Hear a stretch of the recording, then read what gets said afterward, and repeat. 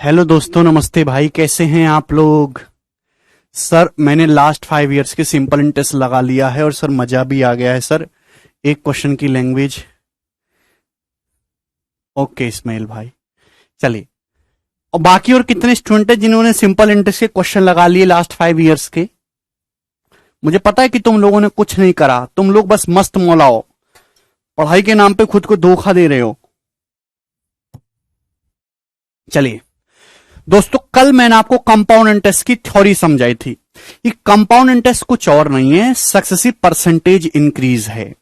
Compound interest में successive percentage change के वो सारे कंसेप्ट अप्लाई होते हैं जो परसेंटेज में होते हैं। कंपाउंड इंटरेस्ट को आप सक्सेसिव के फॉर्मूले से भी कर सकते हो, आप रेशियो भी निकाल सकते हो, आप मल्टीप्लाइंग फैक्टर का किस प्रकार से अच्छे से यूज कर सकते हो, ये मैंने सारी बातें आपको समझाई। कंपाउंडिंग का क्या मतलब है यह भी मैंने आपको समझाया।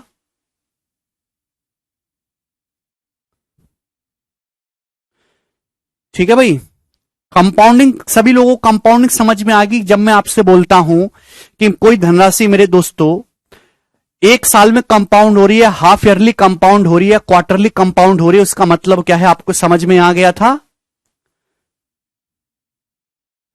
अच्छा मोनू, ठीक है दोस्तों। चलिए, तो केवल एक कंसेप्ट और बाकी रह गया, वो बता देता हूं, छोटा सा है, उसके बाद जो है हम आगे की कहानी चलेंगे। देखिएगा दोस्तों, एक बात और प्यारे बच्चे कि मैंने कल आपको बताया कि कंपाउंड इंटरेस्ट में जो अमाउंट्स होते हैं, 1 साल के बाद अमाउंट, 2 साल के बाद अमाउंट, 3 साल के बाद अमाउंट्स, वो जीपी में होते हैं, ज्योमेट्रिक प्रोग्रेशन में होते हैं। फिर से मैं आपको यही बात समझाना चाहूंगा कि जैसे सपोज आपने 10,000 रुपए उधार लिए। कितने रुपए उधार लिए आपने? 1,000 रुपए उधार लिए। सपोज 1,000 ले लेते हैं, 10,000 ले लेते हैं, ठीक है ना। ब्याज की दर है मेरे दोस्तों 10% पर एनम। मेरे प्यारे भी सपोज आपने 10,000 रुपए उधार लिए, ब्याज की दर कितनी है? 10% पर एनम, ठीक है ना। तो आप मुझे बताइए कि 1 साल के बाद अमाउंट कितना हो जाएगा? 1 साल के बाद अमाउंट क्या हो जाएगा? तो 10,000 रुपए का 10% मेरे दोस्तों, 10,000 रुपए का 10% कितना होता है मेरे प्यारे भाई? 1,000 रुपए। कितना होता है? 1,000 रुपए। तो 1,000 रुपए आपको ब्याज लगेगा, तो अमाउंट कितना हो जाएगा मेरे प्यारे भाई? 11,000 रुपए, 11,000 रुपीज। तो आप मुझे बताइएगा मेरे प्यारे भाई कि फर्स्ट ईयर का, यानी कि पहले साल का, फर्स्ट ईयर में आपको कितना ब्याज मिला है पहले साल में? तो आप कहोगे सर 1,000 रुपए पहले साल ब्याज मिला है। फर्स्ट ईयर में कितना कंपाउंड इंटरेस्ट मिला है? 1,000 रुपीज। क्लियर है? आप बोलोगे हां जी सर। इसके बाद आप मुझे बताइए कि 2 साल के बाद अमाउंट कितना हो जाएगा? 2 साल के बाद कितना अमाउंट हो जाएगा? तो भाई ध्यान से सुनिएगा, तो आप कहोगे सर 11,000 रुपए था।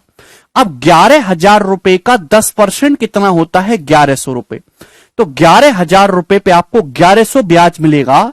तो 11,000 में 1,100 जोड़ेंगे तो अमाउंट कितना हो जाएगा? 12,100 रुपए।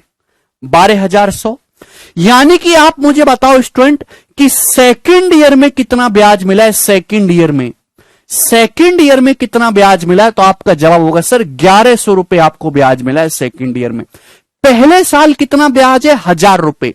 सेकंड ईयर में कितना ब्याज मिला है स्टूडेंट्स आपको? 1,100 रुपए। समझने की कोशिश करना प्यारे स्टूडेंट्स। अब आप मुझे बताइए कि थर्ड ईयर में, तीसरे साल के एंड में कितना अमाउंट हो जाएगा बच्चों? जवाब दीजिए। तो अब देखिए, ये सेकंड ईयर के एंड में अमाउंट है, बट ये थर्ड ईयर के लिए प्रिंसिपल है। अब ये प्रिंसिपल है 12,100। तो 12,100 रुपए का 10%, 12,100 रुपए का 10% कितना होता है? 1,210 रुपए होता है। तो इस पे आपको 1,210 रुपए ब्याज मिलेगा। तो 12,100 में 1,210 जोड़ेंगे तो कितना आ जाएगा मेरे दोस्तों? 13,310, 13,310 रुपए। क्लियर है? यानी कि थर्ड ईयर के एंड में अमाउंट कितना आ जाएगा? 13,310 रुपए। यानी कि आप मुझे बताएं कि थर्ड ईयर में, तीसरे वर्ष में मेरे प्यारे भाई, थर्ड ईयर में मेरे प्यारे भाई आपको कितना ब्याज मिला है? तो आपका जवाब होगा सर थर्ड ईयर में आपको 1,210 रुपए ब्याज मिला है। थर्ड ईयर में कितना ब्याज मिला है? 1210 रुपए ब्याज मिला है। समझ में आया? आप बोलोगे हां जी सर समझ में आया। एक और दिखाता हूं लास्ट। अब आप मुझे बताइए, थर्ड ईयर के एंड में अमाउंट है 13,310, ये चौथे साल के लिए प्रिंसिपल है। तो आप मुझे बताओ चौथे साल के एंड में अमाउंट क्या होगा?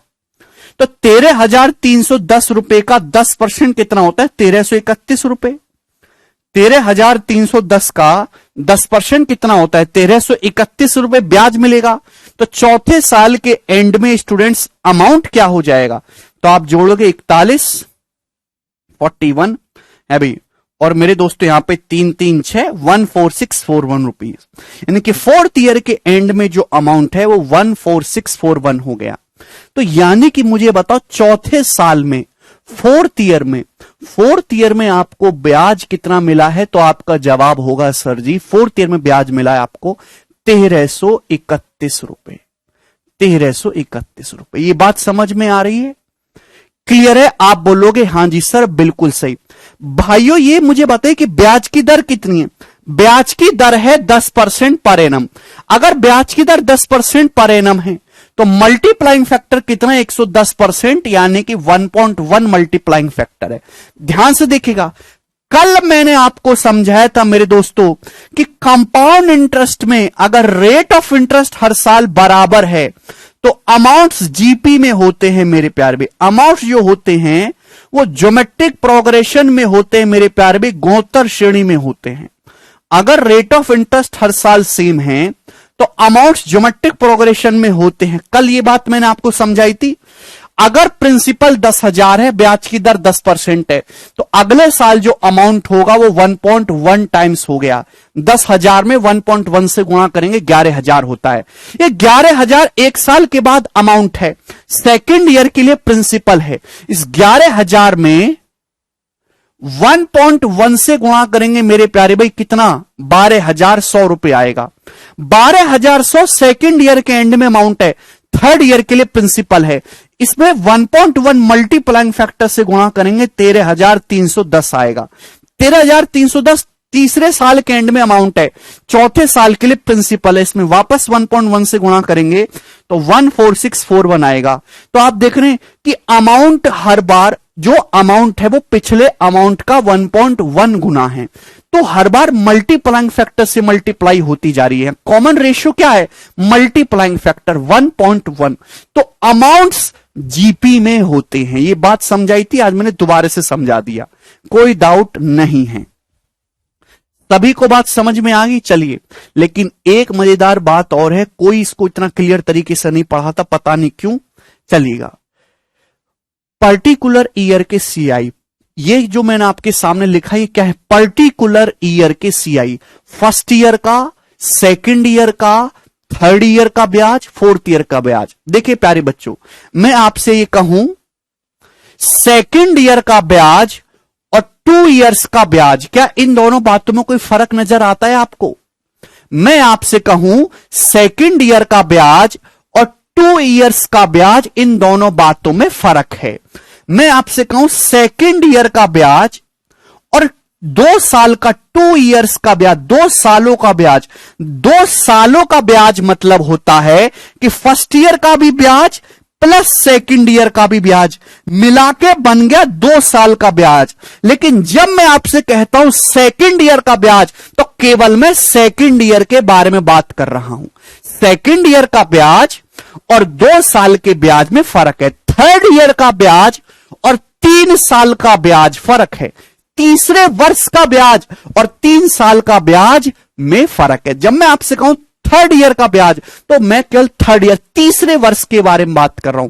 लेकिन जब मैं आपसे कहूं 3 साल का ब्याज, 3 इयर्स का ब्याज, तो इसका मतलब फर्स्ट ईयर का इंटरेस्ट प्लस सेकंड ईयर का इंटरेस्ट प्लस थर्ड ईयर का इंटरेस्ट। समझ में आया? चलेगा। आधे बच्चों को यही नहीं पता चलता। अब आगे मत भूलना, परेशान मत करना मुझे। देखिएगा, तो जो पर्टिकुलर ईयर के सीआई हैं स्टूडेंट्स,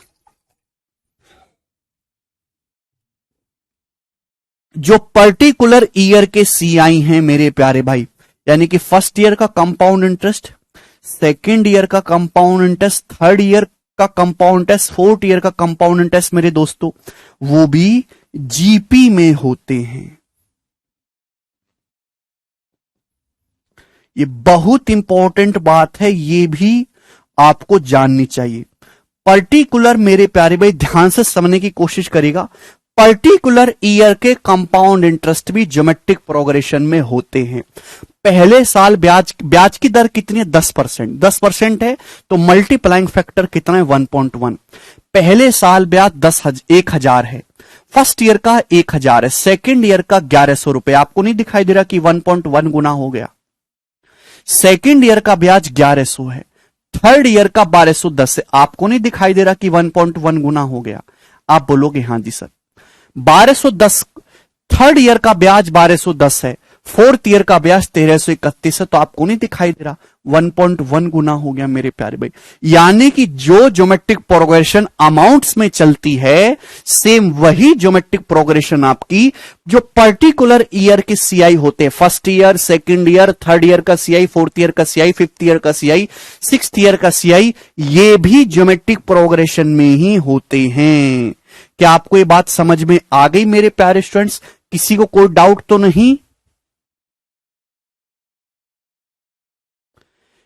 जीपी का क्या मतलब? जीपी का मतलब गुणोत्तर श्रेणी, एक ऐसी सीरीज जिसके दो लगातार टर्म का रेशियो सेम रहे।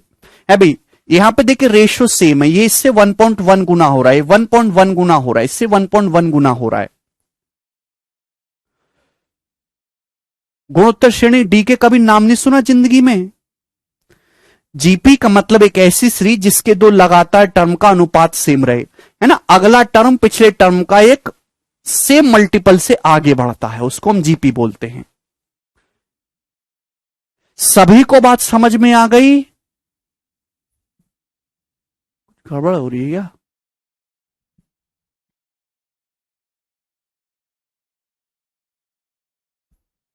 अरे हाँ है ना, कुछ तो बोला करो भाई।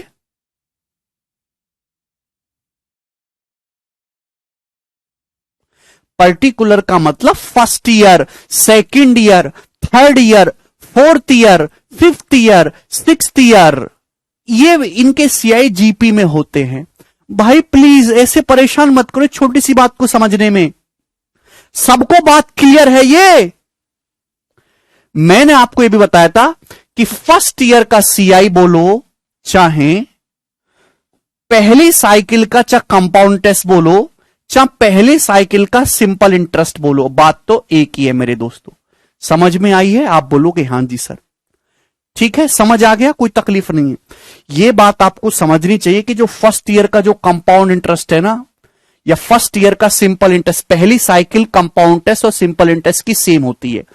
यानी कि ये जो फर्स्ट ईयर का कंपाउंड इंटरेस्ट है, पहले साल का सिंपल इंटरेस्ट भी है। सिंपल इंटरेस्ट क्या होता है? सिंपल इंटरेस्ट होता है मेरे प्यार में प्रिंसिपल का R%। ध्यान से समझने की कोशिश करेगा। आपका प्रिंसिपल कितना था? 10,000 रुपए। 10,000 रुपए का 10% कितना है? 1,000। तो पहले साल का जो कंपाउंड इंटरेस्ट होता है वो प्रिंसिपल का R% होता है। ठीक है भाई, सबको बात समझ में आ गई? क्लियर है? लेकिन सबको बात समझ में आ गई यहां तक। लेकिन अगर मैं आपसे पूछूं कि आपने 10,000 रुपए उधार लिए 10% की दर से, तो बताओ एक साल का कंपाउंड इंटरेस्ट क्या है? एक साल का। तो आप कहोगे सर एक साल का कंपाउंड इंटरेस्ट है 1,000 रुपए। प्यारे बच्चों, मैं आपसे कहूं 2 साल का कंपाउंड इंटरेस्ट क्या है? 2 साल का। जवाब दीजिए, 2 साल का कंपाउंड इंटरेस्ट क्या है?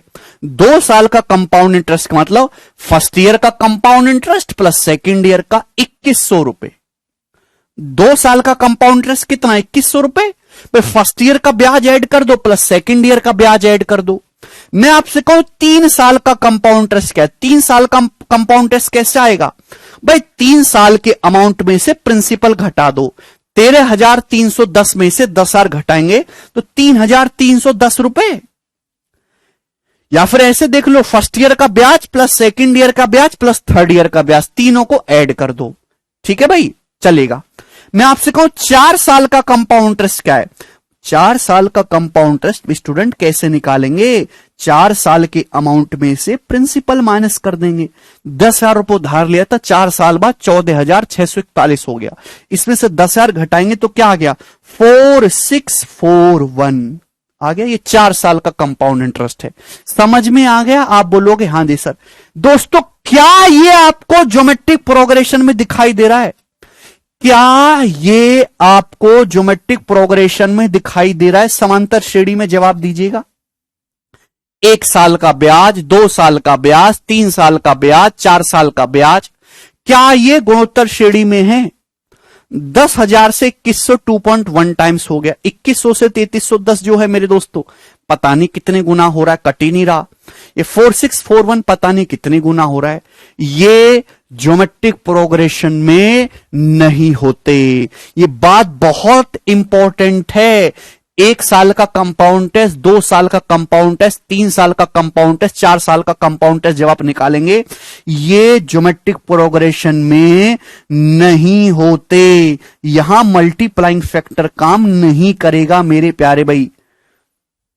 समझ में आया? क्लियर है? आप बोलोगे हां जी सर समझ में आया। नहीं, एपी में भी नहीं है, एमओ किसी में नहीं है। ये कोई सीक्वेंस यहां पे फॉलो नहीं होता। समझ में आया? तो ये बात आपको समझने की, जब भी आप कंपाउंड टेस्ट का क्वेश्चन सॉल्व करेंगे तो जो अमाउंट्स है, जो मिश्र धन है, वो ज्योमेट्रिक प्रोग्रेशन में होते हैं, सेम मल्टीप्लाइंग फैक्टर को फॉलो करते हैं। पर्टिकुलर ईयर के जो सीआई हैं, फर्स्ट ईयर का, सेकंड ईयर का, थर्ड ईयर का, फोर्थ ईयर का, फिफ्थ ईयर का, भाई सुनो मेरी बात, प्लीज पूरा ध्यान मेरे पे लगाओ। First year, second year, third year, fourth year, fifth year, sixth year, seventh year, eighth year, इनके जो सीआई हैं वो जीपी में होंगे। लेकिन जब आप निकालोगे 1 साल का ब्याज, 2 साल का कंपाउंड टेस्ट, 3 साल का कंपाउंड टेस्ट, 4 साल का कंपाउंड टेस्ट, ये ज्योमेट्रिक प्रोग्रेशन गुणोत्तर श्रेणी में नहीं होंगे। क्यों नहीं होंगे? कि आपको निकालना है मेरे प्यार भी 1 साल, पहले साल का कंपाउंड टेस्ट तो क्या होगा? 1 साल के अमाउंट में से प्रिंसिपल घटाएंगे। यहां देखिएगा, यहां क्या होगा? ये 2 साल के अमाउंट में से प्रिंसिपल घटाएंगे। दोस्तों, यहां क्या होगा? 3 साल के अमाउंट में से प्रिंसिपल घटाएंगे, तभी तो आएगा। तो मेरे प्यारे भाई, अमाउंट तो ज्योमेट्रिक प्रोग्रेशन में थे। अमाउंट्स तो मेरे प्यारे भाई A1, A2, A3, A4 तो ज्योमेट्रिक प्रोग्रेशन में हैं। Amounts A1, A2, A3, A4 तो ज्योमेट्रिक प्रोग्रेशन में है, कोई प्रॉब्लम नहीं है। लेकिन जब आप प्रिंसिपल माइनस करोगे, जब आप हर संख्या में से प्रिंसिपल माइनस करोगे, तो जो संख्या बचेगी वो थोड़ी ना ज्योमेट्रिक प्रोग्रेशन में बचेगी। इस वजह से 1 साल का कंपाउंड टेस्ट, 2 साल का कंपाउंड टेस्ट, 3 साल का कंपाउंड टेस्ट, 4 साल का कंपाउंड टेस्ट जब आप निकालेंगे तो वो ज्योमेट्रिक प्रोग्रेशन में नहीं होंगे।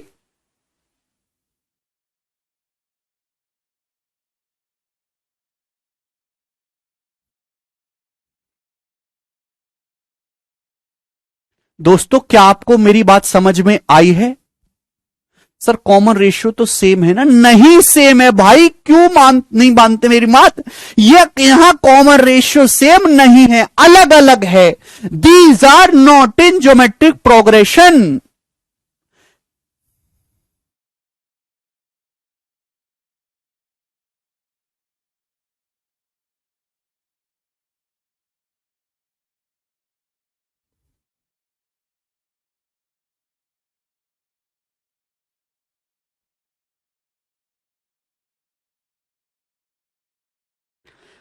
A1, A2, A3, A4 amount है मेरे दोस्तों, वो ज्योमेट्रिक प्रोग्रेशन में है। पर्टिकुलर ईयर के सीआई का क्या मतलब? पर्टिकुलर ईयर के सीआई का मतलब फर्स्ट ईयर का कंपाउंड इंटरेस्ट, सेकंड ईयर का, थर्ड ईयर का, फोर्थ ईयर का, ये भी ज्योमेट्रिक प्रोग्रेशन को फॉलो करेंगे, सेम मल्टीप्लाइंग फैक्टर इनमें लगेगा। लेकिन जब आप निकालोगे 1 साल का ब्याज, 2 साल का ब्याज, 3 साल का ब्याज, 4 साल का चक्रवृद्धि ब्याज, तो ये ज्योमेट्रिक प्रोग्रेशन में नहीं होंगे। क्यों नहीं होंगे? कि A1, A2, A3, A4 तो अमाउंट है जीपी में, लेकिन जब आप हर संख्या में से प्रिंसिपल माइनस कर दोगे तो जीपी थोड़ा ना बचेगी, वो तो चेंज हो जाएगी। समझ में आया? ठीक है, ये बहुत डीप कंसेप्ट है मेरे दोस्तों, किसी भी किताब में इतना क्लियर वे में नहीं लिखा हुआ, इसलिए बच्चों को बहुत डाउट होता है, इसलिए बच्चे कुछ भी करने लगते हैं। समझ में आया? चलिए दोस्तों, ये डाउट सभी को क्लियर है, अब कोई परेशानी तो नहीं?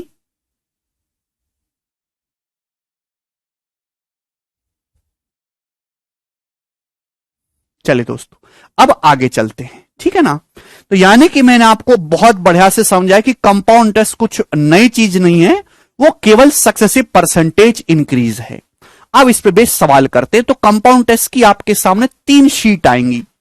पहली शीट में केवल मल्टीप्लाइंग फैक्टर के कंसेप्ट वाले सवाल हैं। सेकंड शीट में फॉर्मूले और गोल्डन रेशियो के सवाल हैं, और थर्ड शीट में खिचड़ी है, मिक्स क्वेश्चन है, ठीक है ना। चलिए शुरू करते हैं। सवाल नंबर 1 से पहली शीट है, इस पे 61 क्वेश्चन है। चलिए बताइए इस क्वेश्चन का क्या आंसर होगा।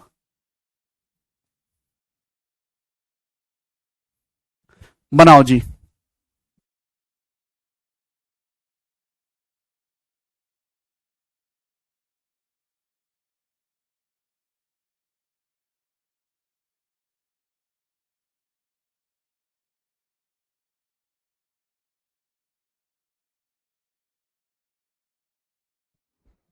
करो।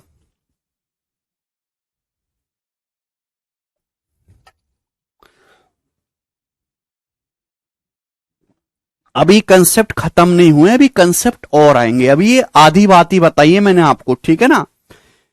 पहले जो बताया उस पर सवाल करेंगे, फिर आगे की कहानी बताऊंगा, उस पर सवाल करेंगे, फिर आगे की कहानी बताऊंगा, उस पर सवाल करेंगे। एक साथ सब कुछ बता देंगे तो खिचड़ी सी पक जाएगी। चुपचाप जैसे मैं बता रहा हूं मुर्दे की तरह वैसे पढ़ते रहो, बोलो मत कुछ भी, चलिएगा।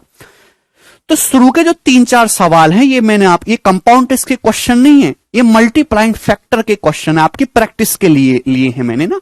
ये सभी रिसेंट के प्रीवियसर सवाल है, मैंने बिल्कुल नहीं बनाया है।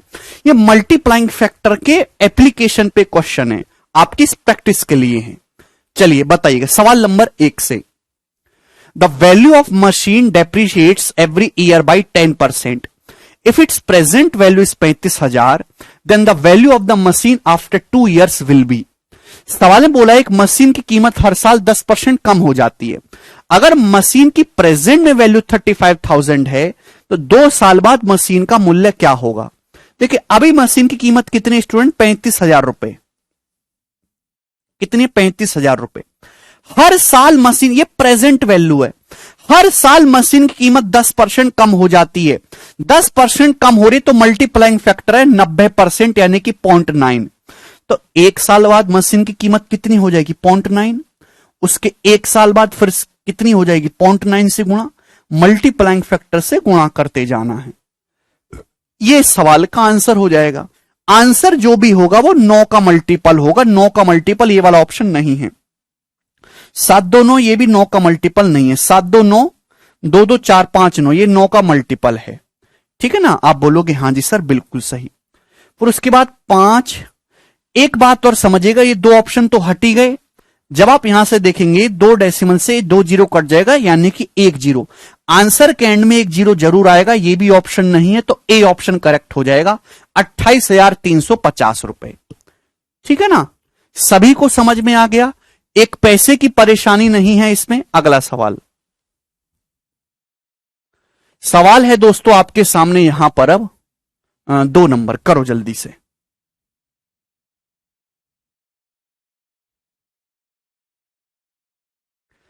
जी बनाइए। जब आप युवराज नौकरी लेने लायक हो जाओगे।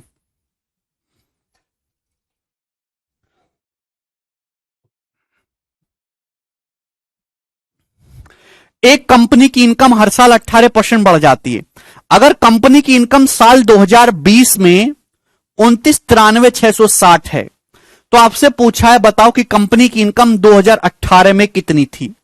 2018 में कंपनी की इनकम कितनी थी, ऑप्शन आपके सामने है, चलेगा। देखिए इस सवाल को करने के 2 तरीके, या तो आप इस सवाल को ऑप्शन से भी कर सकते हो, या फिर आप इसको सॉल्व भी कर सकते हो, वो इच्छा आपकी है। जिस तरीके से आप करना चाहो वैसे कर सकते हैं। बोलिएगा। देखिए, एक कंपनी की कीमत हर साल 18% बढ़ जाती, 18%। आप बोलोगे जी सर बिल्कुल सही। और साल 2020 में कंपनी की कीमत है 29 लाख, यानी कि लगभग 29,93,660, यानी कि लगभग 30 लाख रुपए। तो साल 2018 में इसकी कीमत क्या थी? तो अगर कंपनी कीमत हर साल 2020 की दे रखी है, 2018 की पूछिए, 2 साल पहले की है, 2 साल पहले की कीमत है ऑप्शन में। अगर हर साल 18% बढ़ रही है कंपनी कीमत, तो 2 साल में कितनी बढ़ेगी? 18 प्लस 18 प्लस 18 गुणा 18 बटे 100, यानी कि मेरे दोस्तों 39.24%। यही आएगा कि नहीं आएगा? आप बोलोगे हां जी सर बिल्कुल सही। यानी कि कंपनी कीमत जो है वो 2 साल में लगभग 18 का सक्सेसिव ये हो जाएगा, लगभग 40% बढ़ गई। तो आप बताओ भाई, अगर आप इसको 40% बढ़ाओगे 2.5 लाख का, 2.5 लाख का 40% भी बढ़ाओगे तो 3.5 लाख हो जाएगा। यानी कि ये दोनों ऑप्शन पॉसिबल है ही नहीं, ये दोनों ऑप्शन पॉसिबल ही नहीं है बच्चों। भाई अगर किसी संख्या को 18% बढ़ाओगे तो 18 का सक्सेसिव कितना होता है? 39.24% होता है कि नहीं? आप बोलोगे हां जी सर। यानी कि लगभग 40%। अगर 2.5 लाख को 40% बढ़ाओगे तो 2.5 लाख का 40% 1 लाख होता है, तो 3.5 लाख क्रॉस कर जाएगा। ये ऑप्शन है नहीं, 2 ऑप्शन बचे। अगर आप ये ऑप्शन लोगे, इसको 39.24% बढ़ाओगे, 39.24%, तो यूनिट डिजिट आएगा 1 चौका 4, जबकि यहां यूनिट डिजिट 6 है, तो ये ऑप्शन भी नहीं है। आंसर केवल एक ऑप्शन बचेगा, बी, ये आंसर है। यह सवाल हुआ मेरे दोस्तों आपका ऑप्शन से फॉर्मूले का यूज करके। दूसरा तरीका यहां पर रेशियो से। अगर किसी कंपनी की कीमत हर साल 18% बढ़ी रहा, 18% की फ्रैक्शन वैल्यू है 9/50, तो यानी कि मल्टीप्लाइंग फैक्टर आ जाएगा जी 59/50। आप बोलोगे जी सर, यानी कि अगर अभी 50 है तो वो 1 साल में 59 हो जाएगी। 2 साल का मल्टीप्लाइंग फैक्टर क्या होगा? ये स्क्वायर, ठीक है ना। सवाल में आपको 59 स्क्वायर की वैल्यू दे रखी है 2993,660, और आपसे 50 का स्क्वायर 2500 की वैल्यू पूछी थी।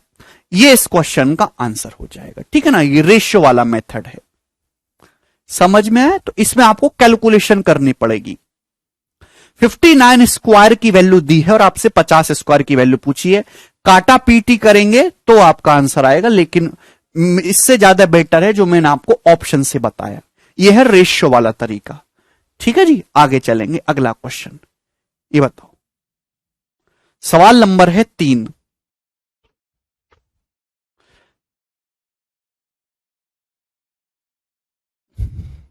The population of cities 2,25,000। एक शहर की पॉपुलेशन 2,25,000 है। जिनको ये सवाल भी नहीं आ रहे ना, जिनसे नहीं हो रहे, तो ये चैप्टर बिल्कुल पढ़ना बंद कर दो, वो परसेंटेज दोबारा से पढ़ो, ठीक है ना। एक शहर की पॉपुलेशन 2,25,000 है। Annual birth rate and death rate are 4.5% and 2.5% respectively.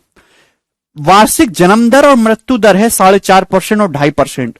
तो आपसे पूछा calculate the increase in the population of city after 2 years। 2 साल में शहर की पॉपुलेशन जो है वो कितनी बढ़ जाएगी, आपसे पूछा है। 2 साल में कितनी वृद्धि हो जाएगी शहर की पॉपुलेशन में, बताइएगा।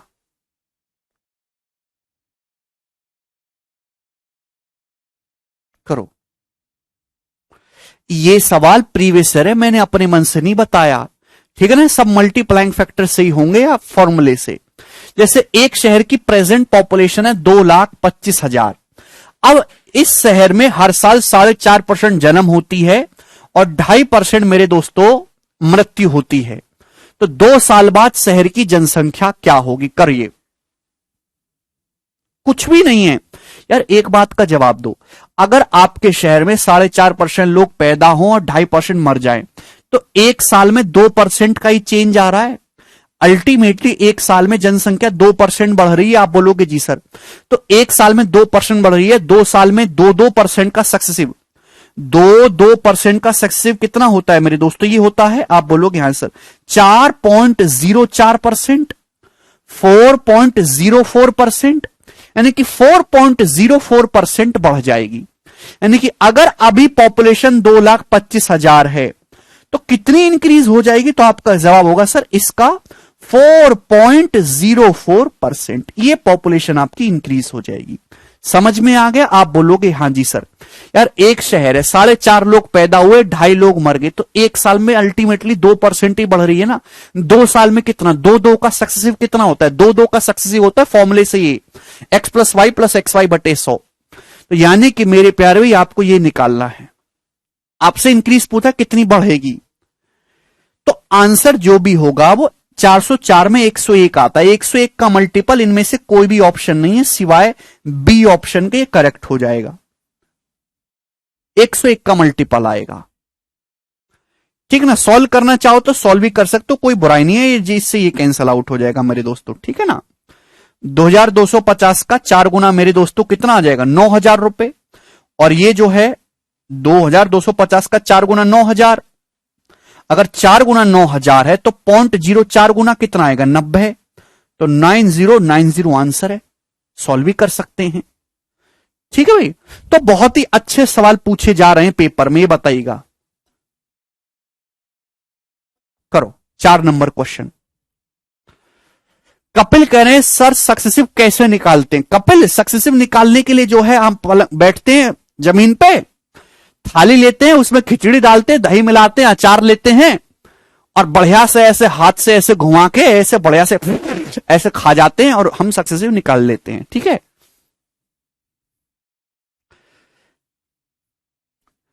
तरुण कहने रेशियो से भी होगा, रेशियो से भी होगा बट कैलकुलेटिव हो जाएगा।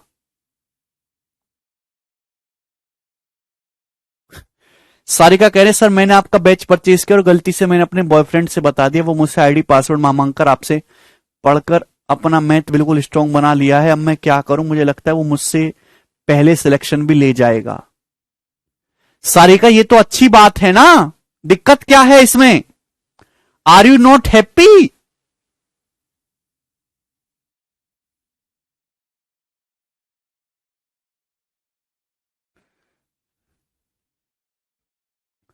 क्वेश्चन नहीं दिख रहा आपको? क्वेश्चन तो दिख रहा है भाई। चलिए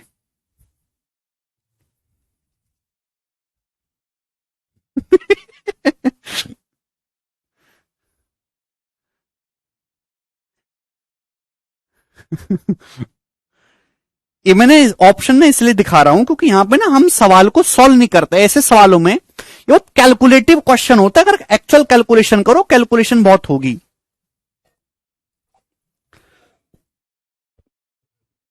जरूरत नहीं है बेटा, करमवीर मेरी बातों को सुना करो।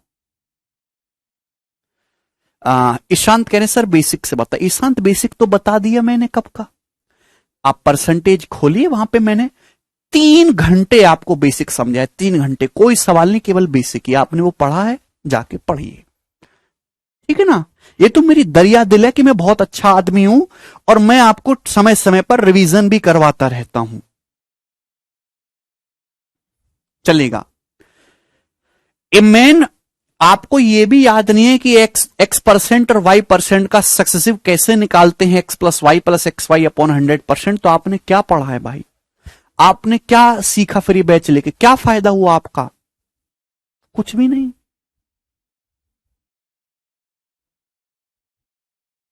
एक आदर्श विद्यार्थी वही है जिससे पीछे का जो भी है 4 महीने में जो भी बताया है सब याद हो।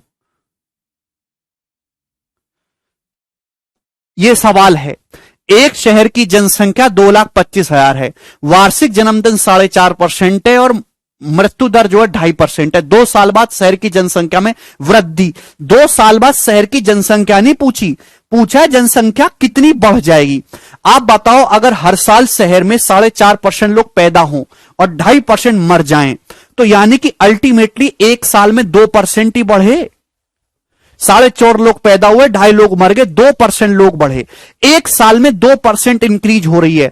2 साल में कितनी इंक्रीज होगी? 2 का सक्सेसिव फॉर्मूला ये होता है, यानी कि 4.04%, यानी कि 4.04% पॉपुलेशन बढ़ जाएगी। कितना है पॉपुलेशन? 22,000। ये जो है 2,25,000। 2,25,000 का 4.04% बढ़ जाएगी। कितना होता है? 9,090 रुपए। ये आंसर है।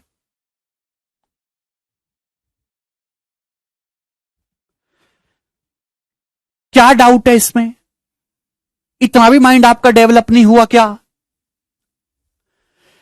करो जरा, ये सवाल आया, ये भैया ये पूछा हुआ सवाल है, एसएससी फेज 9 का क्वेश्चन है मेरे दोस्तों।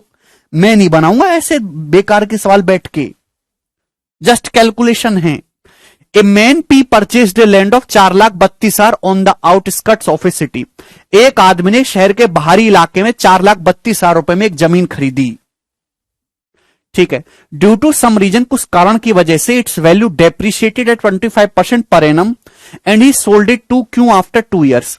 कुछ कारण की वजह से जमीन की कीमत हर साल 25% कम हो जाती है, और मेरे दोस्तों इसने 2 साल के बाद क्या कर दी, क्यू को बेच दी।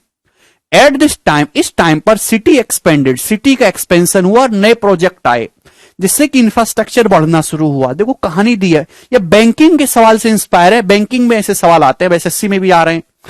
As a result of expansion, expansion का परिणाम यह हुआ, there was an appreciation of real estate prices at the rate of 50%, कि रियल एस्टेट जो प्रॉपर्टी है उसका प्राइस 50% बढ़ गया। What would be the value of the land after 2 years? जमीन की कीमत 2 साल के बाद क्या हो जाएगी? From the time Q bought the land from P, जब जो है पी ने जो क्यू ने जो है लैंड खरीद ली है पी से, उसके 2 साल के बाद इस जमीन की कीमत क्या हो जाएगी? ऑप्शन आपके सामने है, करो। इतना आसान सवाल है। एक आदमी है पी, उसने एक जमीन खरीद ली, कितने? उसने जमीन खरीदी 4,32,000 रुपए में। आप बोलोगे जी सर बहुत बढ़िया करा उस आदमी ने। अब पी ने मेरे दोस्तों एक जमीन खरीदी, अब जमीन खरीद शहर के बाहरी इलाके में 4,32,000 रुपए की, हर साल उसकी कीमत 25% घट जाती है। 25% का मतलब 1/4, हर साल उसकी कीमत 1/4 घट जाती है। 2 साल के बाद उसने जमीन क्यू को बेची थी, तो क्यू को कितने में बेची होगी? हर साल 1/4 घट जाती है, तो मल्टीप्लाइंग फैक्टर 3/4, अगले साल मल्टीप्लाइंग फैक्टर 3/4, यानी कि 2 साल बाद जमीन की कीमत ये हो जाएगी। यानी कि मेरे दोस्तों इतने रुपए में क्यू ने जमीन खरीद ली, क्यू ने इतने रुपए में जमीन खरीदी होगी, ये क्यू के लिए कॉस्ट प्राइस है। अब इतने रुपए की जमीन खरीदने के बाद हुआ क्या भाई? इंफ्रास्ट्रक्चर बढ़ा, सरकार बीजेपी की बनी, तो 50% मेरे प्यारे भाई कीमत बढ़ रही है हर साल। पूछा 2 साल बाद कीमत क्या होगी? 50% मतलब 1/2, 1/2 कीमत बढ़ाओगे तो मल्टीप्लाइंग फैक्टर 3/2, 2 साल बाद फिर 1 साल का और मल्टीप्लाइंग फैक्टर 3/2, यानी कि ये हो जाएगी अब जमीन की कीमत। मल्टीप्लाइंग फैक्टर से जस्ट गुणा करते जाना है। समझ में आ गया? आप बोलोगे हां जी सर बिल्कुल सही। आपको एक्चुअल में यहां कैलकुलेशन की कोई जरूरत ही नहीं है, मैंने आपको समझाने के लिए लिखा। आंसर जो भी आएगा आपको सीधा सीधा दिखाई दे रहा है, 9 का मल्टीपल आएगा, केवल 9 का मल्टीपल आप यहां पे चेक कर लीजिएगा। समझ में आया? आप बोलोगे हां जी सर बिल्कुल सही। ठीक है, एनी प्रॉब्लम? भाई ऊपर 9 आ रहा है, तो 9 का मल्टीपल क्या? ये ऑप्शन है 5 4 9, 6 7 12 और 12 5 17, यानी कि 8। ये 9 का मल्टीपल है। 6 4 10 और 10 12 22, ये 9 का मल्टीपल नहीं है। ये 5 4 9, 5 5 10 7 17, 17 का मतलब भी 8 होता है। ये भी 9 का मल्टीपल नहीं है, 17 8 होता है ना, ये भी 9 का मल्टीपल नहीं है। फिर तो 5 4 9, 6 5 11 7 18, 18 मतलब 9, ये 9 का मल्टीपल है। 2 ऑप्शन हट गए। ये 9 का मल्टीपल है क्या? 5 5 10 6 16, 16 7 23, 23 का मतलब 5, ये भी 9 का मल्टीपल नहीं। एक ही ऑप्शन 9 का मल्टीपल है, ए, यही करेक्ट आंसर है। बात समाप्त, कुछ नहीं करना था। 9 का मल्टीपल है मतलब डिजिट सम देख लो, कोई भी संख्या 9 से तभी कटेगी जब उसके अंकों का योग 9 से कटता हो। केवल एक ही ऑप्शन दिखाई दे रहा है, यही उत्तर है। सॉल्व करने की कोई जरूरत नहीं है। तो ऐसे सवाल के ऑप्शन एग्जामिनर जानबूझ के इजी बनाता है। गरिमा 50% हुआ क्या कि जब जो है सिटी में इंफ्रास्ट्रक्चर बढ़ा तो उसका जो एप्रिसिएशन है, real appreciation of real estate prices at the rate of 50%। Appreciation का मतलब कीमत बढ़ना। प्रॉपर्टी की कीमत आपकी अब हर साल 50% बढ़ रही है। पूछा 2 साल बाद क्या हो जाएगी? 50% का मतलब 1/2, 1/2 बढ़ाओगे तो मल्टीप्लाइंग फैक्टर 3/2 हो जाएगा। ठीक है ना, आंसर जो भी आएगा ऊपर 9 है, 9 का मल्टीपल आएगा जो एक ही ऑप्शन दिखाई दे रहा है। अदरवाइज आपको कैलकुलेशन मल्टीप्लाई वगैरह करनी है, वो आप कर लोगे, मुझे पता है। ठीक है ना, चलिए अगला सवाल। सवाल है दोस्तों आपके सामने यहां पर 5, लास्ट क्वेश्चन है। ये सवाल एमटीएस के पेपर का है 2020 का। देख लो बच्चों, हालांकि एमटीएस में सारे सवाल ऐसे नहीं आते हैं, ये बताइएगा।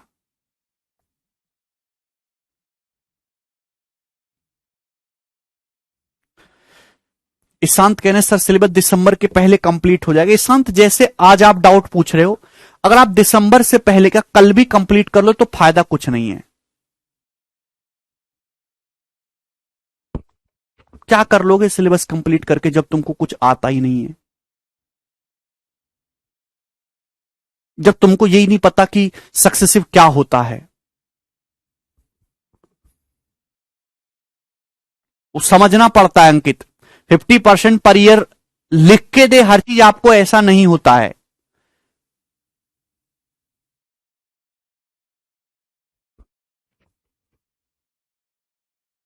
जल्दी से बताइएगा।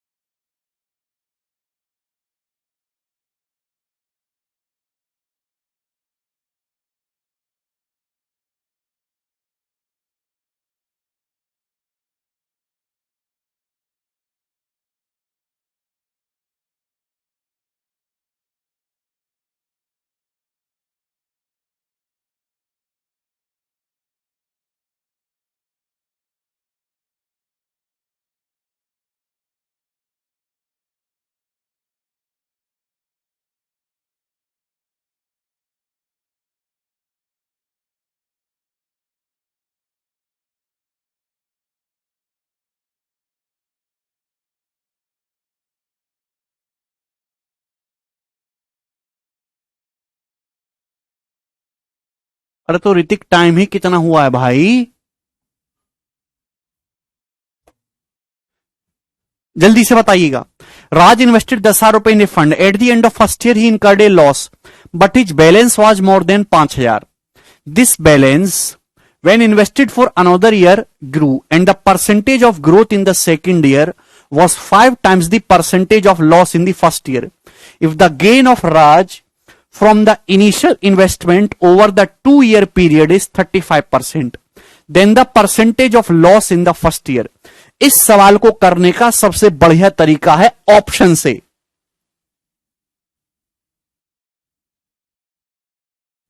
ऑप्शन से राज ने 10,000 रुपए इन्वेस्ट किए मेरे दोस्तों एक फंड में। फर्स्ट ईयर के दौरान उसको क्या हुआ कि कुछ लॉस हुआ, लेकिन मेरे दोस्तों जो भी उसका बैलेंस था वो 5,000 रुपए से ज्यादा बचा रहा। ठीक है, कोई दिक्कत नहीं।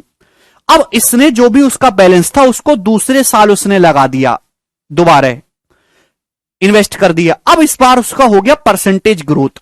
जो भी उसका परसेंटेज ग्रोथ है वो फर्स्ट ईयर में जो परसेंटेज लॉस था उसका 5 गुना। ये लाइन है, फर्स्ट ईयर में जितना लॉस था सेकेंड ईयर में उसका 5 गुना परसेंटेज ग्रोथ है। अगर 2 सालों में इनिशियल इन्वेस्टमेंट पर टोटल 35% उसने प्रॉफिट कमाया है, तो आप बताइए कि फर्स्ट ईयर में कितना परसेंटेज लॉस है। ठीक है मेरे प्यारे बच्चों, तो इसमें कुछ भी नहीं है। या तो इसको बेसिक से करो कि भाई फर्स्ट ईयर में x% का लॉस है, माना, तो सेकंड ईयर में आपको 5x% का प्रॉफिट है। तो इन दोनों का सक्सेसिव फॉर्मूले से करिए, सक्सेसिव फॉर्मूले से करेंगे 35% के बराबर रख दीजिए, x का मान आ जाएगा। समझ में आ गया आपको मेरी बात? बेसिक से कैसे करेंगे कि माना फर्स्ट ईयर में x% लॉस है तो सेकंड ईयर में उसका 5 गुना 5x% प्रॉफिट है। तो इन दोनों का सक्सेसिव फॉर्मूला लगाइए। सक्सेसिव फॉर्मूला क्या आ जाएगा? -x + 5x 4x। -5x² बटे 100%। अभी इसकी वैल्यू है मेरे दोस्तों 35% के बराबर। यहां से x का मान निकालेंगे, सॉल्व करके क्वाड्रिक बनेगी। वो कुछ नहीं करना है ऐसा, हम सीधा ऑप्शन से सॉल्व करेंगे। जो ऑप्शन इसको सेटिस्फाई कर जाएगा वो इसका आंसर है। RDX करे ऑप्शन सी, बेटा RDX ऑप्शन सी तो हो ही नहीं सकता था, ये तो पॉसिबल ही नहीं है। हम पहले आसान डाटा उठाएंगे 10। अगर आप फर्स्ट ईयर में 10% लॉस मानते हो तो सेकेंड ईयर में 5 गुना 50% प्रॉफिट होगा। क्या -10 और 50 का सक्सेसिव 35 आ सकता है? हां जी आ सकता है, लेकिन -5 और 25 का सक्सेसिव कभी भी 35 नहीं आ सकता, इसलिए मैंने वो कर दिया। ऑप्शन बेस्ट है। -10 और 50 मेरे प्यारे भी क्या हो जाएगा आपका 40, -10 गुणा 50 बटे 100। क्लियर है? आप बोलोगे हां जी सर बहुत बढ़िया, ये कितना हुआ है? तो आपका जवाब होगा सर ये 40 - 5 35% सेटिस्फाई कर रहा है, यानी कि ऑप्शन नंबर ए ही इस क्वेश्चन का आंसर है। समझ में आया? कोई problem? Option method is the best for this kind of question. ऐसे सवाल हम प्रॉफिट लॉस में भी करे हैं, ऐसे सवाल हम परसेंटेज में भी करे हैं, और मैंने हमेशा बताया कि option method is the best. चाहे आप कोई भी तरीका लगाओ, 100 मान के करो चाहे कुछ भी करो, ऑप्शन से बढ़िया अप्रोच कोई नहीं है। फर्स्ट ईयर में 10% लॉस है तो सेकेंड ईयर में 5 गुना प्रॉफिट है 50%। -10 और 50 का सक्सेसिव कितना 35% आ रहा है, सेटिस्फाई हो गया, यही आंसर है, बात का खत्म। फर्स्ट ईयर का लॉस पूछा था 10% है। क्लियर है? मुझे लगता है कि आपको ये बात अच्छे समझ में आ गई है और अब आप ऐसे सवाल कर लोगे। देखिए तो एमटीएस में भी अपना स्टैंडर्ड बढ़ा रहा है। एमटीएस के भी हर शिफ्ट में 2-3 सवाल बहुत ही अच्छे लेवल के देता है। 10 का कोई यूज नहीं है, ये केवल बच्चों को कंफ्यूज करने के लिए दे रखा है कि बच्चे इसमें उलझे रहें और अपना टाइम खराब कर दें। सवाल में परसेंटेज इंक्रीज दिया, परसेंटेज चेंज दे रखा है और परसेंटेज में ही आंसर पूछा है। एग्जैक्ट डाटा की कोई जरूरत ही नहीं है।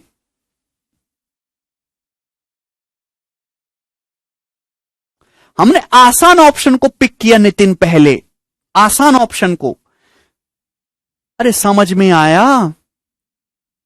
अगर मैं 15 पिक करता तो -15 75 के सक्सेसिव में डेसिमल आता, इग्नोर कर दिया।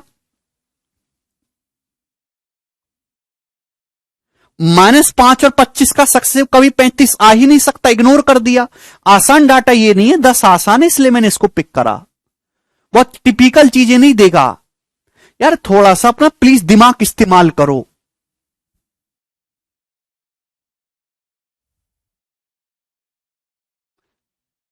चलिए बस ये खत्म।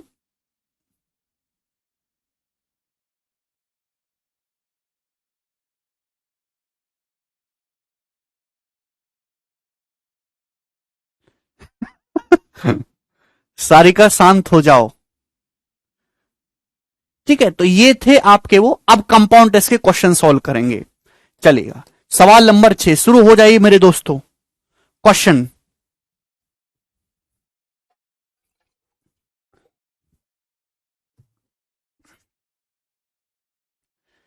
बेसिक से करा तो दिया, शाहनवाज एक्स मान के क्वाड्रिक इक्वेशन ही तो सॉल्व करनी है, कर लो गधों की तरह।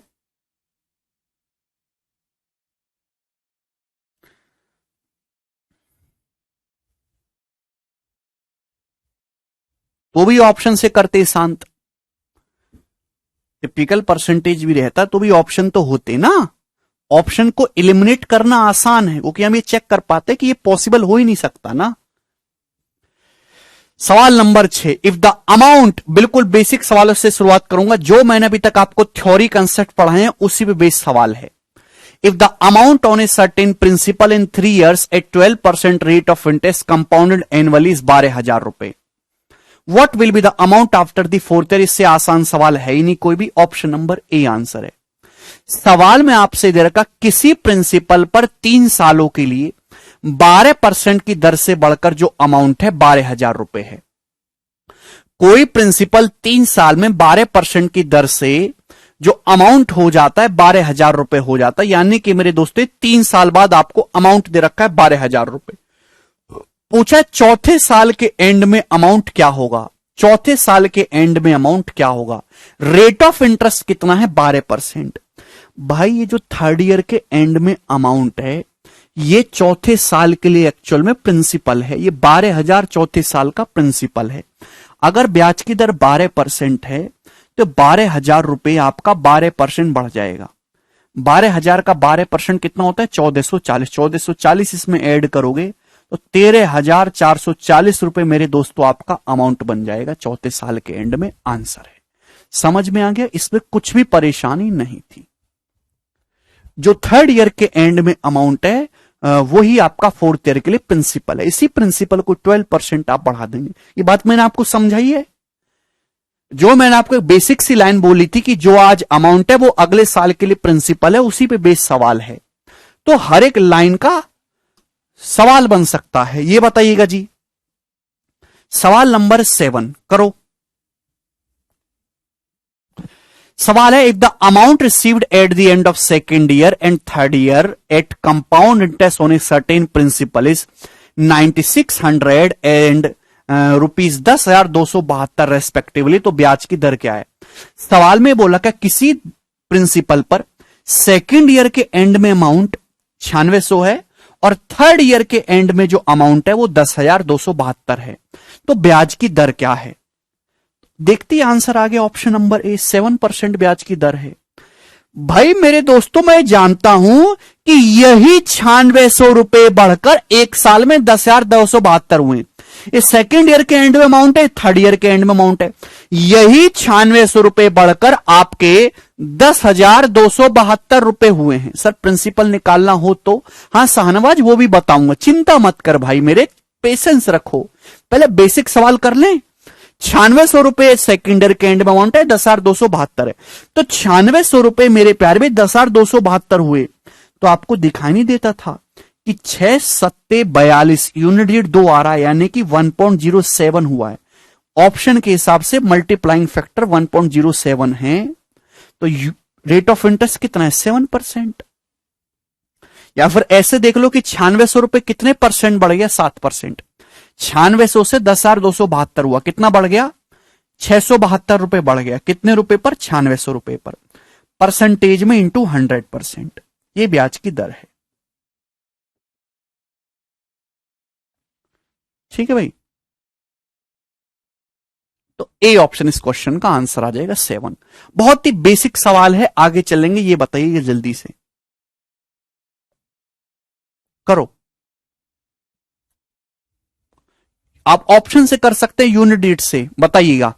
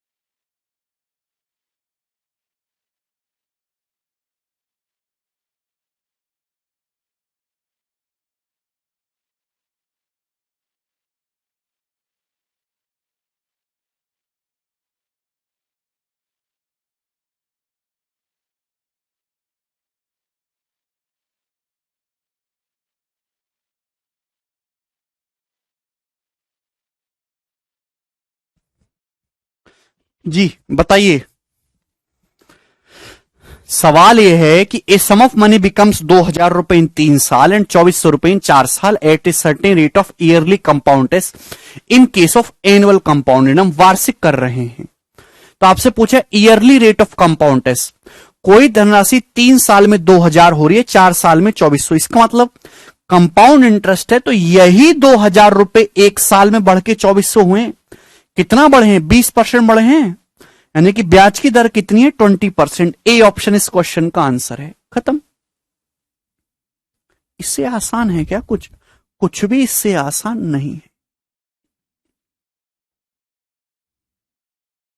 आगे चलेंगे, अगला सवाल ये बताइएगा जल्दी से।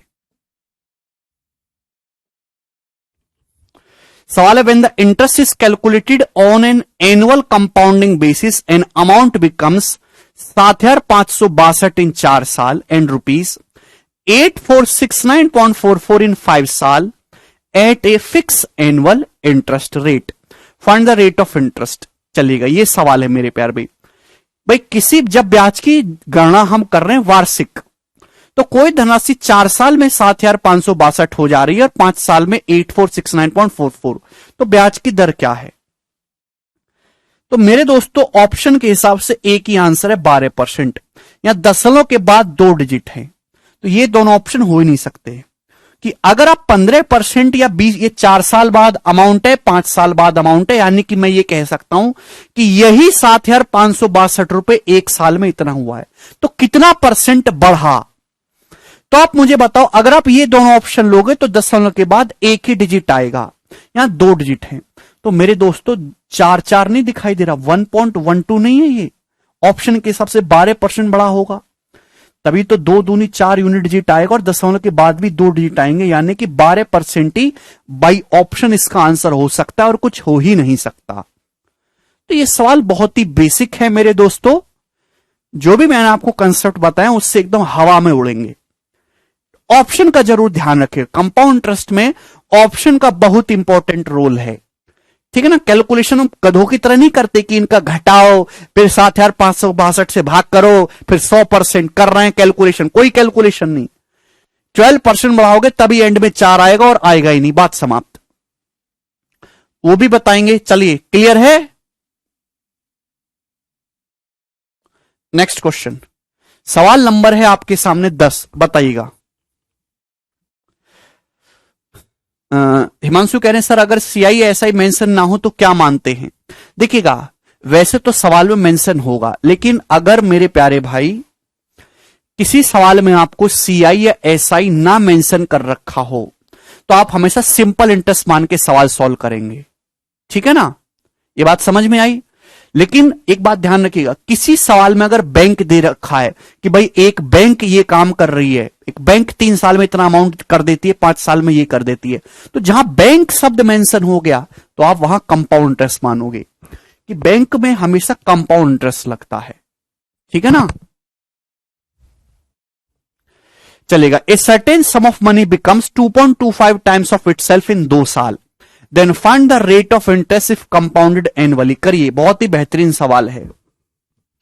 सवाल यह है कि कोई धनराशि, ठीक है भाई, अगला टाइप आ रहा है अब धीरे धीरे, कोई धनराशि 2 साल में खुद का 2.25 गुना हो जाती है। यदि मेरे दोस्तों ब्याज हम एनुअली कंपाउंड कर रही है तो रेट ऑफ इंटरेस्ट क्या है? 15% बता रहे। जो 15% बता रहे हैं वो एकदम पागल हैं, 25% वाले तो मूर्ख हैं। बेटा, रेट ऑफ इंटरेस्ट निकालने के लिए चाहिए मेरे प्यारे भाई 1 साल का मल्टीप्लाइंग फैक्टर। कोई धनराशि 2 साल में, कोई धनराशि 2 साल में खुद का 2.25 गुना हो जाती है, 2 साल का मल्टीप्लाइंग फैक्टर है 2 साल का। तो 1 साल का मल्टीप्लाइंग फैक्टर क्या आएगा? इसका अंडर रूट नहीं ले लोगे, 2.25 का अंडर रूट होता है 1.5, यानी कि 1 साल में कोई धनराशि खुद का 1.5 गुना हो जाती है तो ब्याज कितना मिलता है? 50% ब्याज है, 1.5 गुना हो रही है तो ब्याज कितना हर साल? 50%। कुछ था ही नहीं भाई। डिटेल में देखो ना, जैसे आपने 1 रुपए इन्वेस्ट करा, ये 1 रुपए 2 साल में जाके 2.25 हो रहे हैं, लेकिन 2 साल का मतलब 1 साल, फिर 1 साल। तो भाई हर 1 साल में 1.5 गुना हुआ होगा ना, 1 का 1.5 गुना हुआ तब 1.5 रुपए हुआ, फिर 1.5 का 1.5 गुना करा तब 2.25 हुआ। हर 1.5 साल में 1.5 गुना हुआ तो ब्याज की दर कितनी है? 50%। जल्दबाजी में गलती मत करिए, ठीक है ना? करो।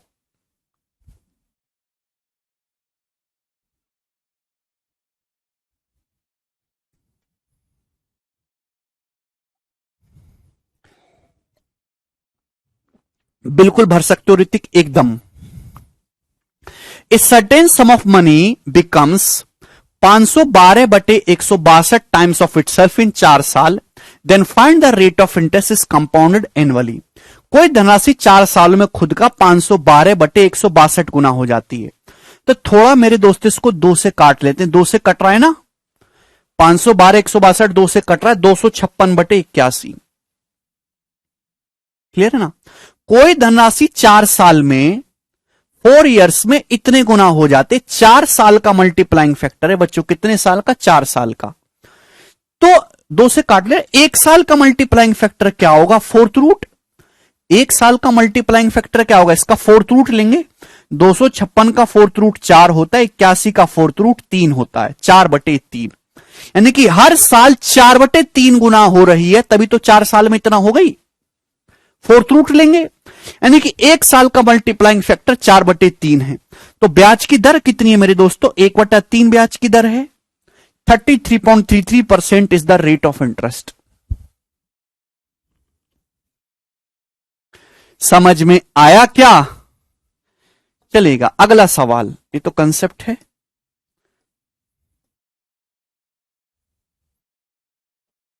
सवाल है दोस्तों आपके सामने 12 नंबर, ये बताइएगा।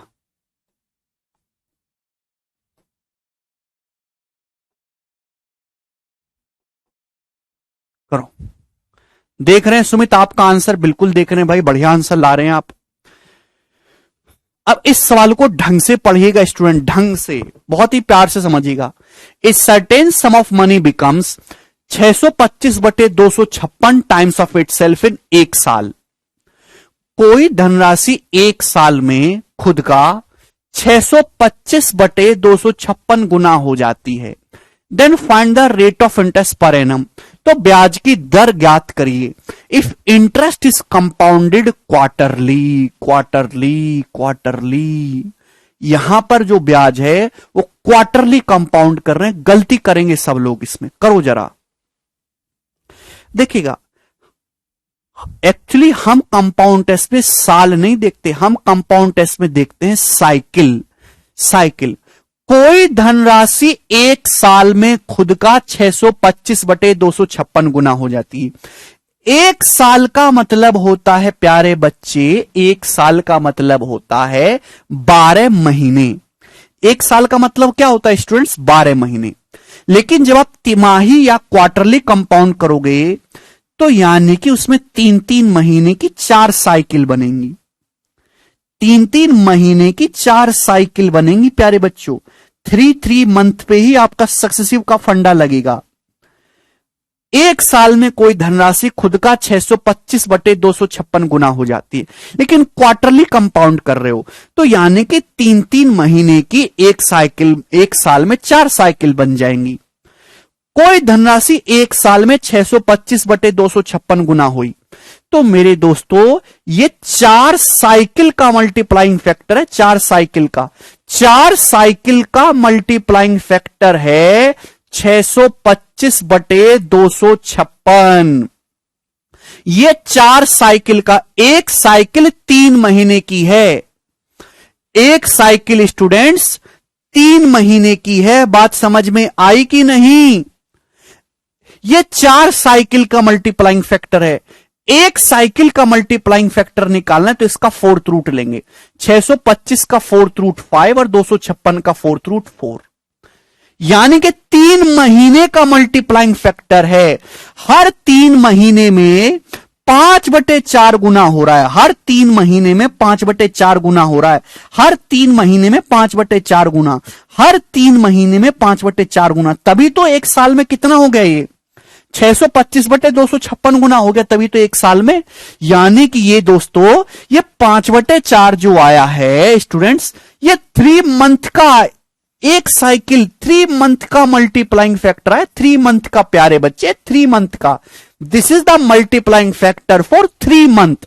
This is the multiplying factor of 3 month. ये 3 महीने का मल्टीप्लाइंग फैक्टर है। यानी कि ब्याज कितना है? 1/4, यानी कि 25%। 1/4 का मतलब 25% ब्याज है। आंसर 25% नहीं है, ये 25% ब्याज तो स्टूडेंट हर 3 महीने में मिल रहा है। 25% ब्याज तो स्टूडेंट हर 3 महीने में मिल रहा है। जब भी हम रेट ऑफ इंटरेस्ट बताएंगे, पर एनम बताएंगे, प्रति वर्ष वार्षिक ब्याज की दर। हर 3 महीने का मल्टीप्लाइंग फैक्टर 5/4 है। हर 3 महीने में 1/4 ब्याज है, 25%। 3 महीने में 25% ब्याज है। एक्चुअली एक साल में जो ब्याज है पर एनम, वो 100% है। रेट ऑफ इंटरेस्ट जो है वो 100% वार्षिक है।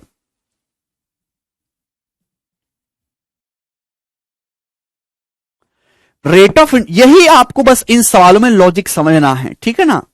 ये मैंने आपको थ्योरी में ये बात समझाई थी, लेकिन थ्योरी से क्लियर नहीं होगी, वो तभी होगी जब हम सवाल करेंगे।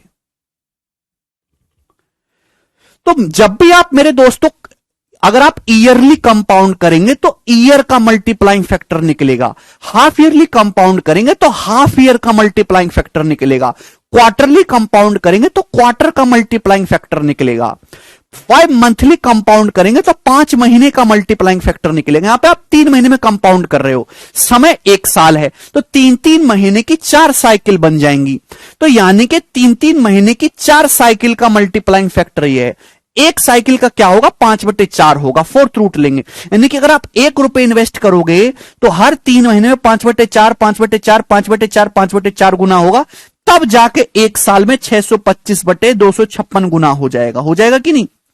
5/4 गुना 5/4 गुना 5/, ये हो जाएगा। यानी कि 3 महीने का मल्टीप्लाइंग फैक्टर 5/4 है। यानी कि ब्याज कितना? 1/4। 1/4 मतलब 25% ब्याज 3 महीने में है, तो एक साल में 100%। बहुत ही अच्छा सवाल है, आसान है, लेकिन कंसेप्ट आपको पता होना चाहिए।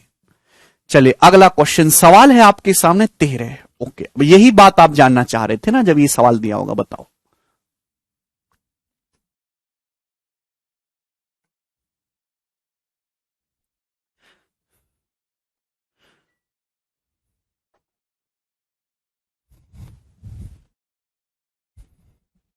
सर इसमें 25 में 4 बार का सक्सेसिव, हाँ 25 में 4 बार का ही सक्सेसिव लगा है। ब्याज की दर एक साल में 100% है, तो 3 महीने का जो ब्याज होगा 25% होगा। यानी कि हर 3 महीने में 25%, 25%, 25%, 25% का 4 बार सक्सेसिव लगा है। कैसे निकाल लोगे नितिन, जब कंपाउंडिंग 3 महीने में कर रहे हो? विकास करें सर, आप बहुत गंदे लिखते हैं बेटा विकास। यार इससे ज्यादा साफ क्या लिखूं बताओ? ये साफ नहीं लग रहा तुमको? एक गणित के मास्टर से हो, तुम क्या उम्मीद करोगे वो मेरे जैसे से?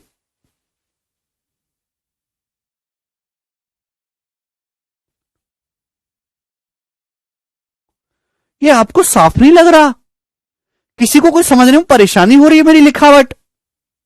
अगर किसी को मेरी लिखावट समझ ना आ रही हो, उसको गंदी लग रही हो, तो जरा अपनी कॉपी में झांक के देख लो नीचे, सारा बहम दूर हो जाएगा। देख लो कॉपी में झांक के कैसी है।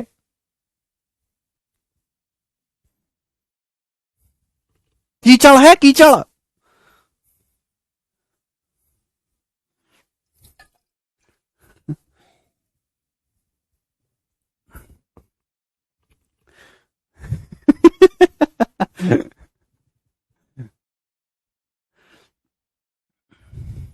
मुझे पता विकास, तुमने महंगाई को पटा लिया है, तभी ऐसी ऐसी बातें कह रहे हो।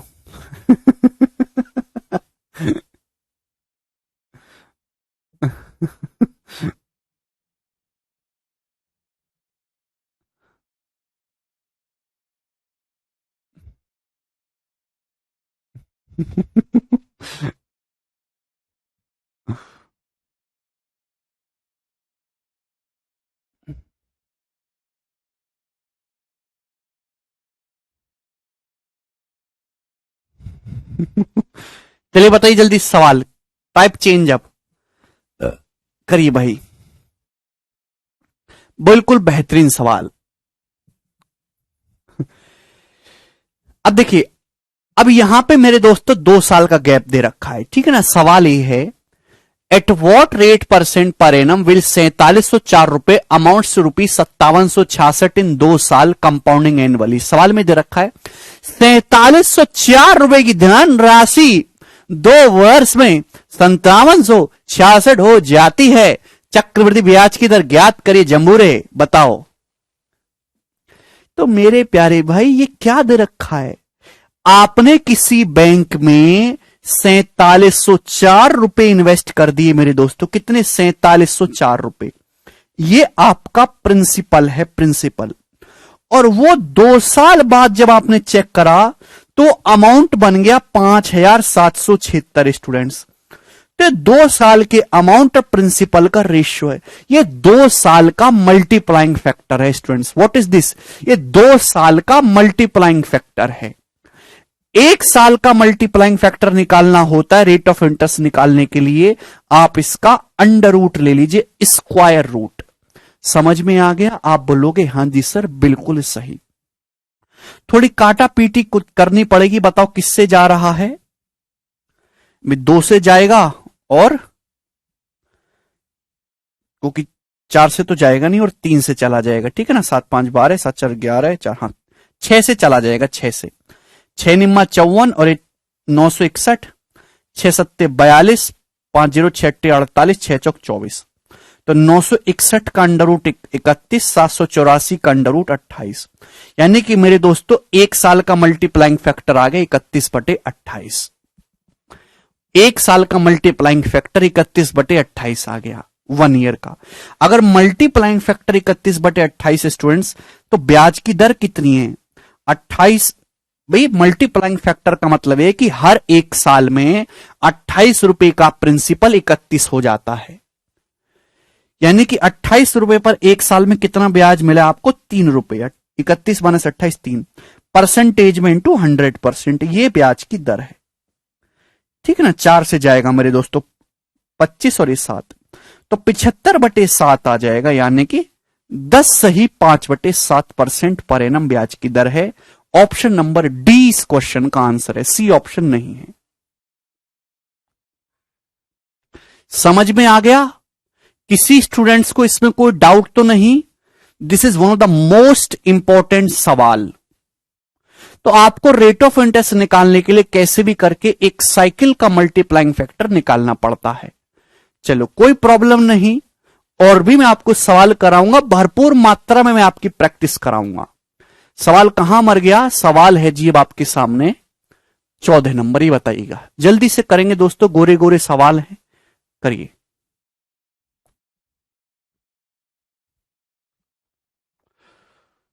Very good Mahesh, very good.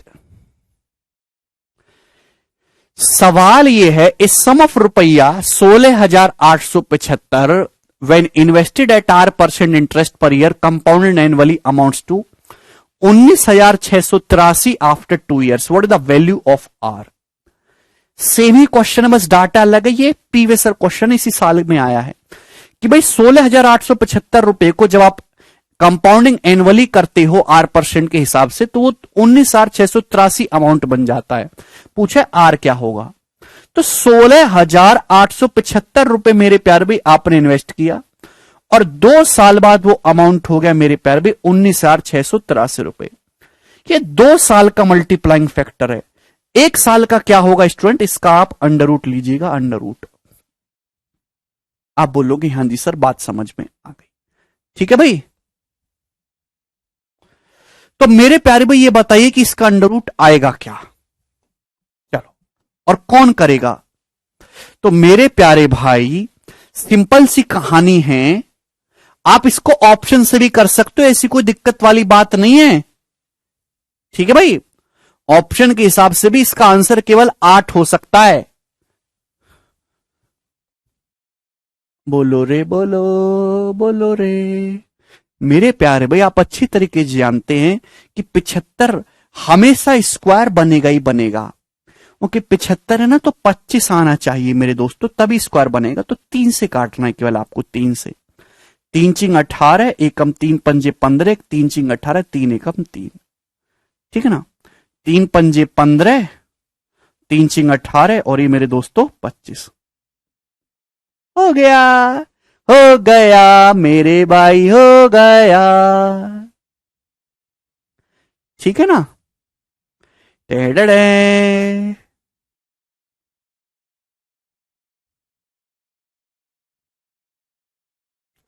तो मेरे दोस्तों 56 25 का अंडर रूट आ जाएगा 75।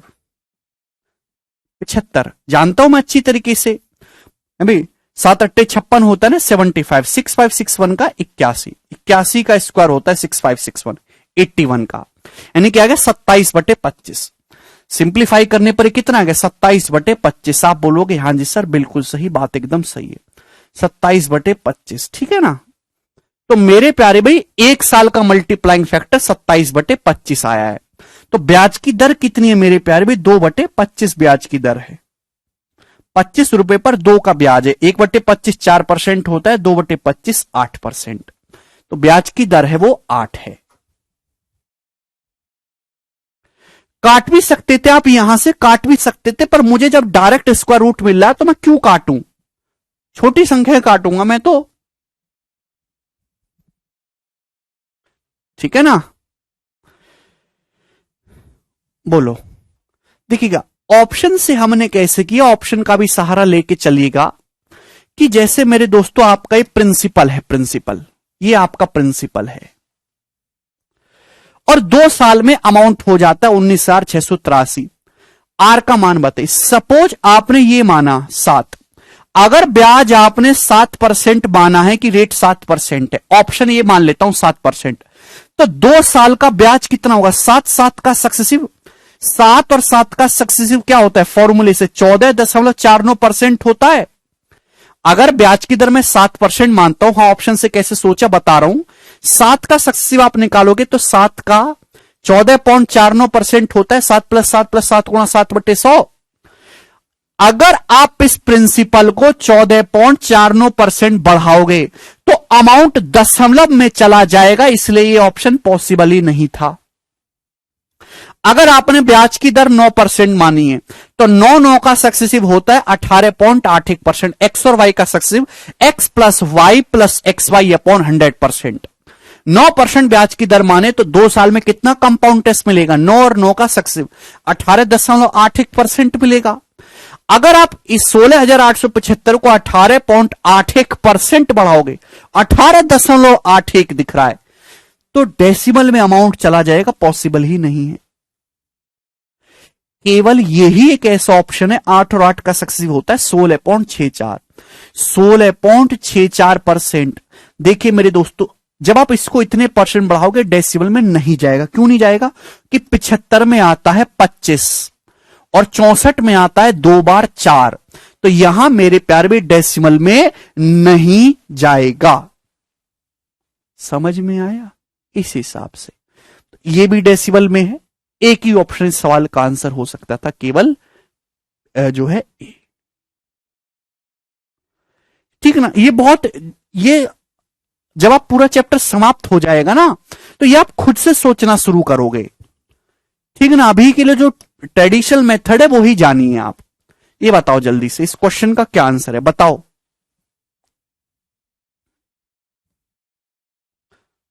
बिल्कुल ईशांत। अगला सवाल है कोई sum of money, if a certain sum of money of 3,45,600 amounts to 439400 in 3 साल, find the rate of compound interest.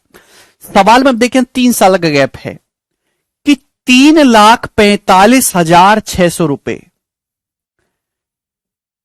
3 साल बाद 4,39,400 रुपए हो जाते हैं।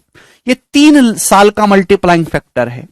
1 साल का मल्टीप्लाइंग फैक्टर निकालना है तो इसका क्यूब रूट हो जाएगा 1 साल का मल्टीप्लाइंग फैक्टर, यही हो जाएगा क्यूब रूट। आप बोलोगे हाँ जी सर बहुत ही आसान सी बात है, 3 साल का दे रखा है 1 साल का निकालेंगे। डेसिमल में आएगा फिर भी, क्योंकि 875 में ना परसेंटेज भी तो है ना भुवाली, वो भी तो 2 दशमलव बनाएगा। 25 की जब 64 में गुणा होगी तो डेसिमल आने का कोई चांस नहीं है। 2 जीरो से 2 जीरो कैंसल आउट हो जाएगा। किससे कट रहा है मेरे दोस्तों? 2 से है भाई। 2 दूनी 4 एकम, 2 नाम 18, 2 सत्ते 14, 1728। यही है। तो कितना आ गया मेरे दोस्तों? 13/12। 2197 का क्यूब रूट 13, 1728 का 12। तो यानी कि 1 साल का मल्टीप्लाइंग फैक्टर 13/12 आ गया। तो ब्याज की दर कितनी है? 1/12। 1/12 ब्याज की दर, 1/12 का मतलब 8:1/3%। तो जो ब्याज की दर है वो 8:1/3% है, 8.33%।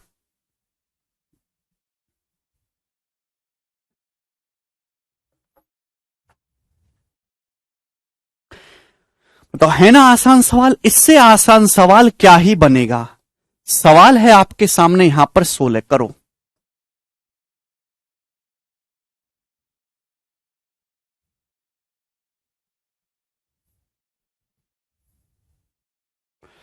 एक सेकंड में आप कर सकते हैं इस सवाल को बिना कलम उठाए कि 15,625 रुपए की धनराशि वार्षिक रूप से चक्रवृद्धि किए जाने पर कितने प्रतिशत ब्याज की दर पर 3 साल में 21,952 हो जाएगी। आपने 15,625 रुपए इन्वेस्ट करा, 3 सालों में यह हो गया 21,952 रुपए। तो आप मुझे बताओ कि ब्याज की दर क्या है? ब्याज की दर ये 3 साल का मल्टीप्लाइंग फैक्टर है। 1 साल का मल्टीप्लाइंग फैक्टर क्या होगा? इसका क्यूब रूट लेंगे, क्यूब रूट यही आएगा। आप बोलोगे हां जी सर बिल्कुल सही। जब मुझे साफ साफ दिखाई दे रहा है कि 15,625 जो है वो क्या है? ये 25 का क्यूब है। 25 का क्यूब होता है मेरे दोस्तों 15,625। समझ में आ रहा है? तो भाई जब नीचे क्यूब बन रहा है तो ऊपर भी क्यूब होगा। मुझे याद नहीं है, बस यहां 2 आ रहा है। तो मेरे दोस्तों इसका क्यूब रूट क्या होगा फिर? 28। 8 मट्टू 64 अट्टे 512। 8 का क्यूब, भाई ये जाहिर सी बात है इसका क्यूब 25 से बड़ा होगा ना, ये 21,952। और 8 का क्यूब करने पर ही 512 एंड में 2 यूनिट डिजिट आता है, 28 ही होगा। तो ब्याज की दर कितनी है? 3 साल का मल्टीप्लाइंग फैक्टर है। 1 साल का क्या होगा? 3/25। 1/25 मेरे दोस्तों 4%, 3/25 12%। तो जो ब्याज की दर है वो 12% है। समझ में आया? मुझे कोई याद थोड़ना है 21,952 28 का क्यूब है, बस मुझे ये पता है कि 15,625 है 25 का। तो यहां 2 आ रहा है, तो 25 से बड़ी संख्या का क्यूब है। किसका होगा? 28 का। 8 का क्यूब करेंगे 512, तभी यूनिट डिजिट 2 आएगा। याद कर लो क्यूब अगर 30 तक तो बहुत ही अच्छा है, चलेगा। ठीक है ना? वैसे मैंने भी याद नहीं करे तो मुझे कोई जरूरत नहीं पड़ती है। करो अगला सवाल। सवाल नंबर 17 बताइएगा। करो स्टूडेंट्स, जवाब दीजिएगा। Very good Narayan.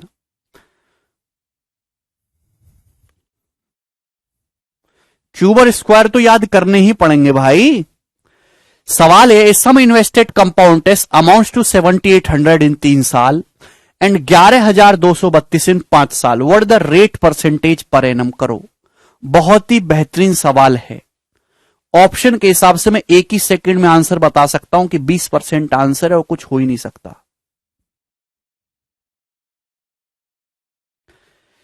सवाल यह है मेरे प्यारे भाई कि जब आप कोई पैसा इन्वेस्ट करते हो, चक्रवृद्धि ब्याज पर निवेश की गई राशि 3 साल के एंड में, ये 3 साल के एंड में अमाउंट है 7,800। ये 5 साल के एंड में अमाउंट है 11,232। आपसे पूछा ब्याज की दर, मैंने ये भी बताया था कि अगर आपको अमाउंट्स पता है तो भी मल्टीप्लाइंग फैक्टर निकाला जा सकता है।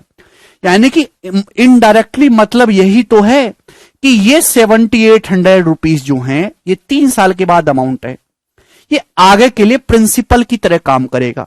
यही 7,800 रुपीज अगले 2 सालों का जो गैप है इसमें बढ़कर 11,232 बना है। समझ में आया है कि नहीं? आप बोलोगे यही 7,800 रुपीज अगले 2 सालों में मेरे दोस्तों बढ़कर 11,232 रुपए बना है। ये 2 साल का मल्टीप्लाइंग फैक्टर है। 5 साल के अमाउंट और 3 साल के अमाउंट का रेशियो, ये 2 साल का मल्टीप्लाइंग फैक्टर है। 1 साल का क्या होगा? इसका स्क्वायर रूट। आप बोलोगे हां जी सर बिल्कुल सही, समझ में आया? आप बोलोगे हां जी सर बिल्कुल समझ में आया है। तो मेरे दोस्तों किससे जाएगा? है भाई, ये तो 26 से जाएगा ही जाएगा मेरे दोस्तों। 26 थी 78 है भाई, और 26 चौका 104, 8 3, 26 दिया 78, 26 दूनी 52। फिर किससे चला जाएगा मेरे दोस्तों? 3 से। 144 और 100, 144 का अंडर रूट 12, 100 का अंडर रूट 10। तो 1 साल का मल्टीप्लाइंग फैक्टर 12/10 है। तो ब्याज की दर कितनी है? 2/10 यानी कि 20%। ब्याज की दर कितनी है? 2/10 यानी कि 20%। बी ऑप्शन आंसर है। ये हो गया।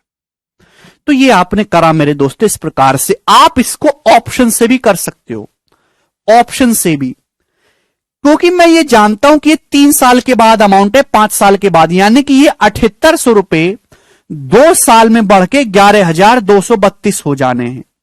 तो अगर आपने 26% और 18% मानोगे तो पॉसिबल ही नहीं, दशमलव में चला जाएगा, दशमलव में। भाई अगर आप इसको 26% बढ़ाओ, 1 साल में 26%, फिर अगले साल वापस 26% बढ़ाओगे, तो आपको नहीं लगता कि ये जब कैलकुलेशन करोगे दशमलव में जाएगा? यूनिट डिजिट भी मैच नहीं कर रहा। अगर आप इसको 18% बढ़ाओगे, हर साल 2 साल तक बढ़ाना है 18% करके, तो 1.18 करोगे तो आपको नहीं लगता कि दशमलव में जाएगा? यूनिट डिजिट भी मेरे दोस्तों, चलो यूनिट डिजिट तो फिर भी मैच कर रहा है, लेकिन दशमलव में तो जाएगी ना? कहानी पॉसिबल ही नहीं है। केवल यही एक ऑप्शन पॉसिबल है, 20। भाई 20-20 का सक्सेसिव होता है 44%। 20-20 का सक्सेसिव 44%। इसको 44% बढ़ाओगे 1.44, तो दशमलव में भी नहीं जाएगा, यूनिट डिजिट भी मैच करेगा, 8 चौक 32 2। यही आंसर है, और है ही नहीं, ये भी नहीं होगा। ये 32.25% जाएगा, कम ही रह जाएगा।